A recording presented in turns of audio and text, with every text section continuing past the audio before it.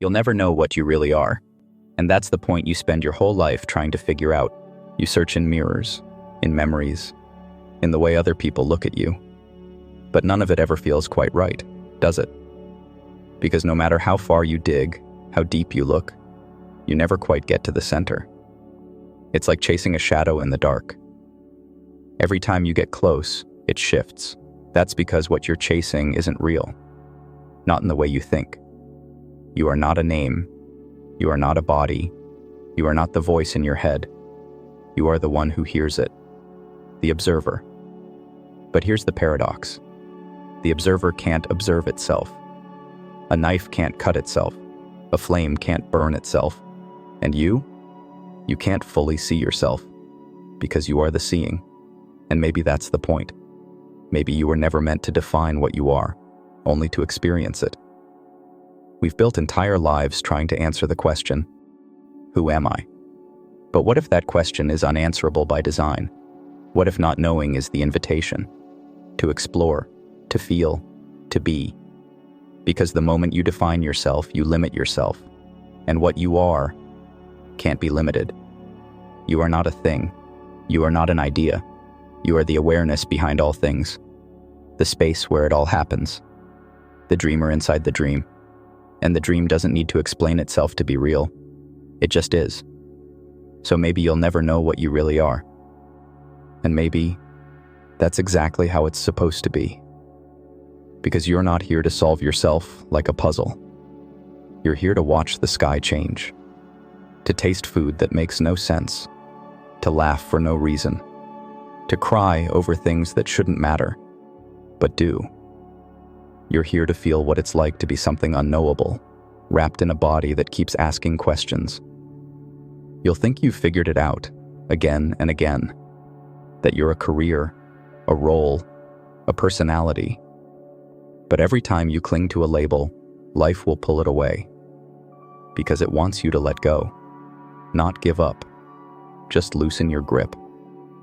You were never the thing you thought you were. You were the one watching it change. And maybe that's what freedom really means. Not to discover who you are, but to stop needing to. To live without the pressure of being a fixed point. To dance with the mystery of it. You'll never capture it, but you can move with it. And maybe in those rare moments of stillness, in silence, in awe, in love, you get close. Not because you found yourself, but because you forgot to look. And in that forgetting, you felt peace. You try to catch a glimpse of your true self in the mirror, but all you see is a mask, a body, a name. None of them can touch the real thing, because the real thing can't be touched, it can't be seen, it can't be named, it just watches. And still, we keep trying. You ask people who you are. You build an identity out of reactions, out of praise, out of shame. You hold on to habits and fears as if they define you. But if you lost all of that, what would be left? Would you disappear? Or would you finally feel what it's like to be free? What if you've been playing a character for so long, you've forgotten it was ever a performance? What if you were never the actor, but the audience? The one in the back of the theater, quietly watching the whole thing unfold. Maybe that's why you feel so disconnected sometimes. Because the show is convincing, but you've always known it wasn't you. You've always sensed there was something more. Not something higher, not something better, just something real. And in your quietest moments, when the mask slips, when no one's around, when you stop performing, you feel it. That presence, not the one pretending, the one witnessing the pretending. It doesn't need to speak. It doesn't need to be praised. It doesn't need to be understood, because it already is. It just watches. It just holds space. It just is. And when you stop trying to define it, that's when it shows itself. Not as an idea, but as peace.